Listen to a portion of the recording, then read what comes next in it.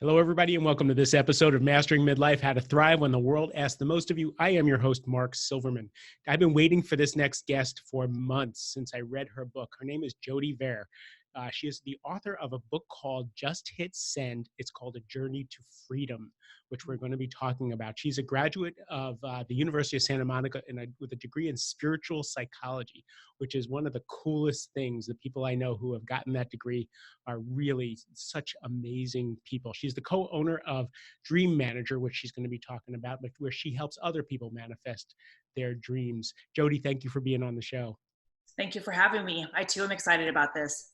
So the reason, I read your book, Just Hit Send, and we're going to talk a little bit about the book. But in the book, you talked about self-forgiveness. And you talked about self-forgiveness as a technology, as a practice, as something that was something you could do tangibly. And what I did was I took that to heart. We're both reading one of the same texts where some of that comes from. And I did that myself. I actually did a whole solo podcast on what I've gotten out of self-forgiveness and then letting the world off the hook. Yeah. And it started with the spark with you. I want you to start to talk about how did you, let's just talk about the run up, even before you got to self-forgiveness, about your story. Why you wrote a book, and then how you got to be this person who would want to have this conversation. Oh my goodness. Of course, this morning I just spent the morning with like 5 other people talking about this. My journey has been profound. I started University of Santa Monica in 2010, and I showed up there on the doorstep pretty much what most people would consider broken. Of course, I see now that was just my heart breaking wide open for a whole new way of life. I had my own hero's journey, and I was literally called to the University of Santa Monica by something higher than myself. I went through trials and tribulations, abusive relationships, and all of that. I mean, you read my book, so you know. Right. So, but they haven't. So we're not gonna run over it real quick. We're not gonna go at like in depth. But when you say you fell on their doorstep and it was your time you broke your heart open. Your story isn't that simple. You made that happen when you were at your lowest. You got to watch me because, I tend to want to, now I wouldn't say hide, but I guess in a lot of ways I'm rather shy, even though people always say they can see my light and all that. I did make it happen. The University of Santa Monica came to me in a time in my life when I was hitting rock bottom, and that was not a short visit. Dysfunctional relationship, my fiance, also just coming out of discovering that a spiritual teacher of 5 years, who I thought was one person, was not, died of a massive heart attack. I mean, my whole world was upside down, inside out, and it wasn't a short visit. I met a woman by coincidence or synchronicity, and she started talking about this University of Santa Monica, and it was like this light. This light. I had to immediately go on their website and check them out. And I knew right then, it was just, I can't explain it. Maybe you've had experiences in your own life. It was just this inner recognition of I can't even believe a place like this exists. Now, I didn't go there right away. It was 2 more years of being at rock bottom and going through all sorts of craziness, which made me who I am, but it was crazy back then. I had actually given up on the idea of attending the school. I thought it was too expensive. I was in a relationship that was not supportive of that. I ended up ending that relationship and choosing life through let's call it an epiphany or a spiritual awakening, where it was choose the light. That's all I can describe it as. And I followed what I call the light. And the University of Santa Monica came back into my world via a dream that I had one night. And I just stumbled across their website, and I just knew I had to be there. Now, mind you, I was living at home with my mom again at 36 years of age, and didn't have a job. I was filing bankruptcy. I was not in a position outwardly to be saying I'm going to apply to a master's program, but I knew in my heart of hearts I needed to be there. So I did make it happen. I applied. The application process was probably the hardest part of the USM journey, University of Santa Monica journey. And there I did learn about compassionate self-forgiveness. It is a technology. It is one that continues as part of my life, and it has given me freedom. I mean, who I am today, who's sitting here with you, and who I was when I entered the University of Santa Monica, completely different person. My essence was the same, but I was definitely in a very different space. So the forgiveness and engaging in that, and it just opens so many doors to not running from my ego, not operating from that frame of mind. So I'm going to do the cliff notes of what you just said, because from what I know, reading your story, which your book is so gritty and so real, is, Jody was in a relationship with a spiritual teacher who turned out to be a liar and a fraud. Mm-hmm. Destroyed her belief in a lot. Then she was in another abusive relationship. She did not take good care of herself, in other words. Smart girl, but just wasn't taking care of herself. So she ended up, on the brink of bankruptcy, living with her mother, broken car, no prospects. So when she talks about the fact that she saw this light in her life, this isn't just new age, airy fairy. This woman who was living a very gritty bottom life. And she saw this as her path. This is where she wanted to go. And then she never wavered on her commitment to make something happen. Now, for you, it may be a job. For you, it may be a relationship. For Jody, it was this particular program where she knew she would find herself. Did I summarize that? That is beautifully said. Yes, that is very accurate. Yeah. So when you saw the light, it literally, it's one of my gifts I've come to recognize, is that I literally can, it's a literal thing, like follow the light. So yes, that's very accurate how you put that. Cool. So now let's go to, so you've had you quit drinking. I did 15 months of sobriety, which is a whole, probably another podcast, but it's been amazing. Right. So in other words, you didn't live the most exemplary life. You had a lot to shed. And now this self-forgiveness process and this letting go is where I want to come to. Tell me about your first touches with it, and then tell me how you evolved with it. Okay, so this is always the little bit of the challenging part, to take something that was experiential and articulate it. So it's my intention, to have the energy come through. So I want you to be the salesman. Yes. For this process. I have a process on my website that closely tracks with what we were talking about. I want people to know that this really is life-changing. So you sell your experience. It is real. Like, it's not there's a lot of things out there that maybe people who are listening have done other workshops or whatever. And there's a shift, but this was a regeneration rather than a transformation. I like the idea of regeneration because it's like when something regenerates, it doesn't go back. Transformation, you can transform and then transform back. When I first got to the University of Santa Monica, I still believed everything was outside of myself. So I had a really challenging time getting that forgiveness. Like, why would I forgive myself for what my shamanism teacher maybe did, right? But what I realized, and I keep discovering, is it's all inside of us. So I am truly a being of love. So are you. So is anyone who's listening, like, really, truly a being of love. And so anything that we put on top of that, we're holding it on us. It's in us. So I felt like a breech baby for a little while. And what I mean is I had, and I'm still coming through this. Everything's upside down, turned backwards, some stuff was wrapped around my neck, so it was like I had to flip everything, like completely stop being out there, come in here, and really start removing the layers through compassionate self-forgiveness for all the judgments I had placed.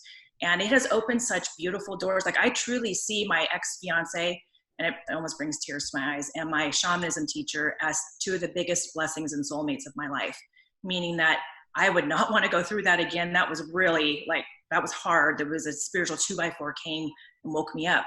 However, they gave me the one thing I wasn't giving they were allies. They gave me life, and I had no option but to turn inward and start forgiving and peeling those layers off and all of that. So that's a byproduct I've experienced also.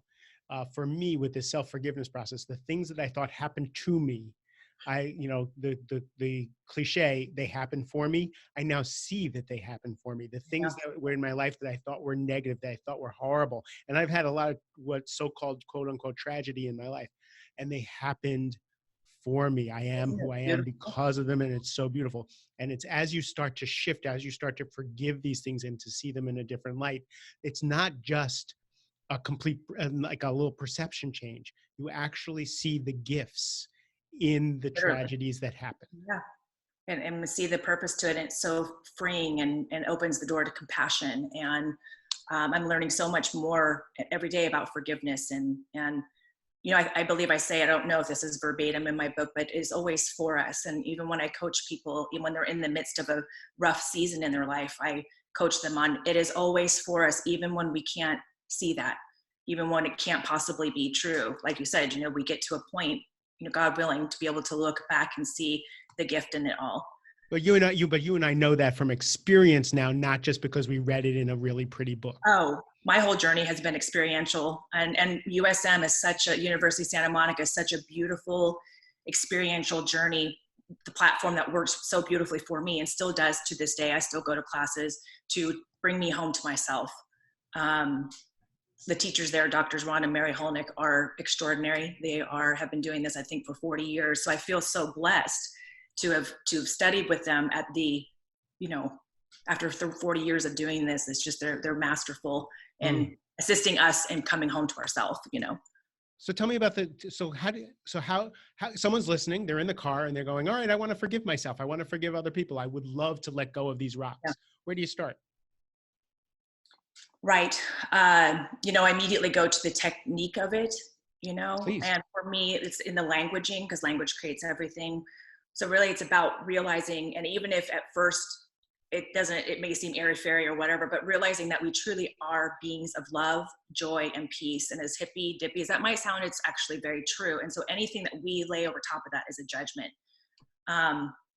So let's see. One of the biggest forgivenesses that I've had recently, or within the last year and a half in my sobriety, is I forgive myself for judging myself as not that I don't matter, and I experience it as very meditative. Like, I forgive myself for judging myself as I don't matter. And sometimes I'll place my hand on my heart and I sit with it, because I've been doing it for years. I sit with it and I'm like, and the truth is, and it'll come through intuitively. It's like this energy just comes through, that I do matter. And I start seeing areas in my life where I do. I don't know if that makes sense. So let me dissect that. So what I heard you say is, so you have an inner voice and a way of being that has treated you pretty poorly. Forget what you've done in the world, forget what you've done to other people. You're even taking it to the finer point of, I forgive myself for abusing myself in this way and saying you don't matter, and then having the outward world show you that you don't, prove that fact. And you can forgive yourself for those things. For me, one of the things was, I forgive myself for not being kinder to my mother. And most people would look at me and say, I took care of my mother above Herculean effort, above and beyond anybody. But there were times when I wasn't kind to her. This isn't beating myself up. This is forgiving myself and dropping those rocks, because my inner self-talk was, I could have been better. I could have been better. Mm-hmm. This is dropping those rocks. And even what comes to me too is, like, I forgive myself for judging myself as wrong for not being kinder to my mom, when the truth is I was doing the best I can. That's what I hear you saying, is for judging myself as wrong when you were doing the best that you can. So what'd you do with your ex? What'd you do with your abusive ex-husband? How'd you forgive him? It was years at the University of Santa Monica. So the format of the University of Santa Monica is very experiential, and they set us up in what's called trios.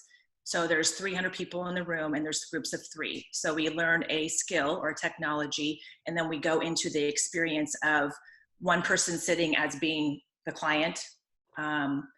One person's coaching that person on using the skill, and there's a neutral observer. So we rotate all 3 seats and for the technology or whatever they are teaching us. And in that experience, stuff comes up and stuff is healed. So it's been, 10 years ago since I started there, and I graduated in 2012. So I've done countless trios. You So know, is there something out of that trio and what they did that the people who are listening now can take from this? what can you clarify? So in other words, I'm sitting in the car. This Yeah, sounds like really good stuff. yeah. What can I do since I can't get to the University of Santa Monica? What can I do sitting here in my car before I go to work to start to forgive? Well, one, willingness, I know, opens the door. And like in this now moment, if someone only had 3 seconds, is to be willing and to know that it's possible. And um, I know that desire and willingness opens the door. Of course, what comes to me is there's beautiful books that take people through. My teachers have written, step by Mm-hmm. step. But in the moment, I have found that we may not know how, because a lot of people might not know how to forgive themselves. They may hear us talking about it, and at least from my experience, if I hadn't experienced self-forgiveness, I wouldn't really know how to do it. So Mm-hmm. it's in realizing that we are love and being aware of a judgment and forgiving ourselves, saying, I forgive myself for judging myself as. So those are good words to use. One of the things that you said, the willingness. So for me, the willingness had to come after I realized that I thought forgiving myself was letting myself off the hook. That if I didn't stand vigilant and beat myself up for some of this stuff, then I wouldn't behave properly, or I wouldn't be responsible, and that would stop me from being willing to forgive myself. What do you mean by that? Like, you didn't want to forgive yourself because you felt that you wouldn't be. So if we take that to beating myself up, Yeah. would be I'd beat myself up before anybody else could beat myself up. Right. But then let's take it to the forgiveness piece, is that if I forgave myself, it means I was letting myself off the hook for something I truly did that was wrong. Yeah. Instead of acknowledging that happened and now I can let it go. Yeah. Which is forgiveness right there, is Right. acknowledging that it happened, forgiving ourselves, and letting it go. And sometimes there's been things that I have, when you ask about how I forgave my ex-fiance, it was there were several times of forgiving and like taking the layers back and accepting my responsibility in it, and So getting take me through that. So you had to, so by taking your responsibility, what part was that? How did you? Oh, I can, inner reality is reflected outwardly. So it makes sense why I attracted these relationships into my life with my shamanism teacher and my ex-fiance. So my responsibility in it, I could have walked away sooner. I could have, we teach people how to treat us. And of course I don't regret it. I'm not beating myself up. I can just see my responsibility and how I showed up. He wasn't doing anything to me, even though he was, if that makes sense. But my responsibility in is that I could have made a choice to walk away sooner. So by taking responsibility, you're not taking all the blame. You're just taking No. responsibility that Oh, I created this in my world, but and that's a now I can forgive myself for creating this in my world. Oh, isn't that beautiful? Yes, thank you. Because I'm that goldfish in the water, that of personal responsibility at this moment, where I can, yes, that's a beautiful distinction, because there is a huge difference between accepting responsibility and, blaming ourselves. By the way, that brings up for me at the University of Santa Monica, they talk about that we have responsibility. This is where it started to click for me. Response-ability, that we have the ability to choose and respond in any given situation. Now that is a art form, and it may be my whole life that I practice this, but I'm getting quite good at it in the moment of like, okay, I'm about ready to have a knee-jerk reaction here, so I can choose, especially, coaching with my coach, Steve Hardison, who's really helped me also, non-invasive mind surgeon that he is, sort things out too, to be present in the now moment and choose love. That's what I really want to do in life, is choose love, and how I found to get to that love is to forgive. Got it. So Yeah. let's switch gears. Yeah. What made you write a book and bare your soul? I'm so glad you brought this up. Okay, so I never consciously meant to write the book, ever. Like, never in my life did I ever think I would write a book. It was not even, never on my radar. And then I started getting very strong intuitive messages, probably right before I started coaching with Steve Hardison. And I mean, I saw the book title, I knew it was Just Hit Send. And I realized now what I was receiving was the book. And I also started getting messages intuitively that I was meant to write the book. And I just giggled. I was like, because as you read in my book, I'm very clairaudient.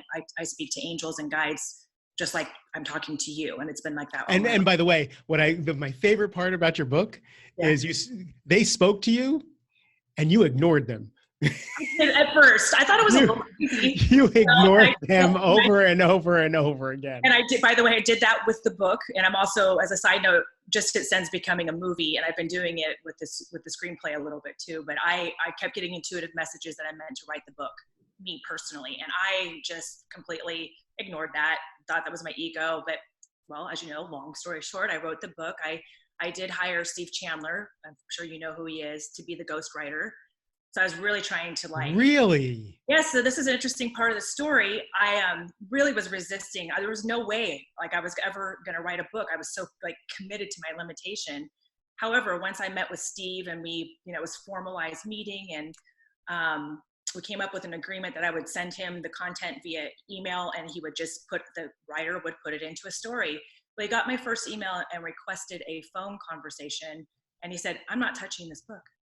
I said, "Why?" He goes, "You have a very rare gift. Where did you learn how to write like this?" I said, "I don't know that I know how to write." He's like, "No, you do." So we came up with a different. And Steve Chandler does not give gratuitous praise. He was my shining light. I mean, we came up with a different agreement. We talked weekly, and he really, for lack of a better term, held my hand through birthing my first book.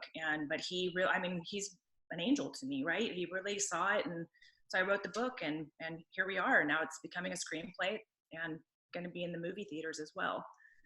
What's the feedback you've been getting since you wrote the book? Oh my gosh. Just in the last 3 days, I have been moved to tears. And by the way, what I'm working on this year is acceptance, because I pick a quality every year to work on that will best serve my soul and my growth. And so acceptance, I just 2 days ago got an 11-minute heartfelt message from a man in, I think he was from Utah or Colorado, I can't remember, and it moved me to tears just last night. What did he say? How it changed his life. What else did he say? How so many things were stirring for him, and how his heart is open. And that, he also said that reading books is not his thing, and so he was proud of himself for reading it in a few days. And it just was it was more the energy. I can't recall the exact words. It was the energy, though. I could feel this man's heart, and it was so beautiful. And another text message before I was going to bed about, acknowledging the light that comes through. And of course, what I say is that I wrote the words, but it came through me. It changes people's lives is what I have found. And I'll receive that. It's really an honor. It makes it worth it when I get these messages. There's been a couple other emails this week. I just spoke to a woman who had a life-changing experience, and I felt called by Spirit to actually have a Zoom with her. It makes having my heart out there and being so vulnerable worth it when I get those messages. Because sometimes I have, as we all do, a human moment where I'm like, oh my gosh, take the book off Amazon or take it down, You bled on the keyboard. You totally bled on the keyboard with that. I know, right? And there was no other way to do it. And I'm telling you, it was a beautiful, intense, amazing process, birthing Just Hit Send. And now with the screenplay coming out, I've been working with forgiveness, a lot of forgiveness, and getting over my vulnerability of it being on screen. I know it will serve people powerfully as well. And I feel that vulnerability of seeing that played is going to be really interesting. So I'm going to tell you what I walked away, because again, it's a bit of a chick book. It is a bit like I'm reading it going, this is a bit of a chick book, and I am not a chick, but it was riveting. Your writing is riveting. I will tell you that right now. 2, as much as it was, from a female point of view, and it was done so humanely that I was able to identify with the choices you were making along the way, right? So you knew better, and then you made a poor choice. You knew better, and then you made a poor choice. You would have an angel or someone talk to you, and you ignore them and make a poor choice. Now, some of us don't have angels talking to us and spirits and all that stuff, but we have an inner voice. We have a gut that tells us, don't go down this road, go down this road. And we go down the wrong road anyway. And I loved watching that, because if you had listened to those angels, in chapter 2, I would have identified out. I would have gone, not my people, because I spent decades giving the middle finger to the inner guidance, right? Yeah. Which is why mastering midlife is like, when that inner guidance starts to need to talk to you, it's going to talk to you. So that was the first thing. Is I just love that you were so human about the fact that you would make the poor choices even though you got better guidance. Yeah. Then as you started to mature and trust the voices and to let go of that, I was really, the strength it took to make choices for yourself, the strength it took to know who you were and what direction you need to go. Absolutely brilliant. And then the piece with the self-forgiveness, that left me, that was my payoff. That was my, like, I put down the book and I went, oh, I can let it all go. I can drop the rock. There is a freedom for me. So that's what I walked away with the book. It's fantastic. That's one of the intentions of the book, to meet people where they're at, regardless of who they are and what their life is, and to serve them for their highest good, and to be a guiding light for freedom. That's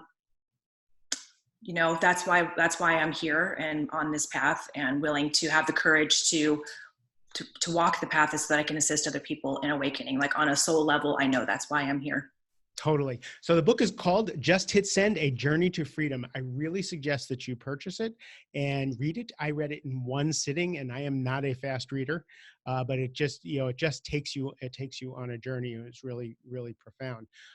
And by the way, we've been talking about this technology for self-forgiveness, and if you send me a note, I will send you my self-forgiveness practice that I took from parts from Jody, parts from a book called The Way of Mastery by Shanti Christo, partly from 12-step programs. And I put together what I thought was a really useful way of starting on the path for self-forgiveness. Mm-hmm. So Jody, anything you want to leave everybody with? Just believe that healing is possible, that a life of peace is possible. I've been learning so much about that. Peace and joy as a natural way of being are possible every day, regardless of what's going on. And forgiveness is the key. And it sounds like you've got an amazing process to assist people. So I'd be interested in that for myself too. It sounds wonderful. I'll send it to you. I made one of my spiritual teachers cry with it, so I knew it was good. Oh, I would love to take a look at that. That's really amazing. And thank you so much for this opportunity. And I just send so much light to you and to anyone who is listening, to believe and to be willing. I mean, somebody listening might say, I don't know how to do that. And you know what? We don't have to know how. It's like this willingness, just a little bit of willingness will open the door. Yeah. If you listen to this podcast all the way through, then you are willing. Thank you for being here, Jody. Thank you so much. And to everybody else, you can go to work now. I love you. I so appreciate you listening and giving me your time and attention. Have a great day.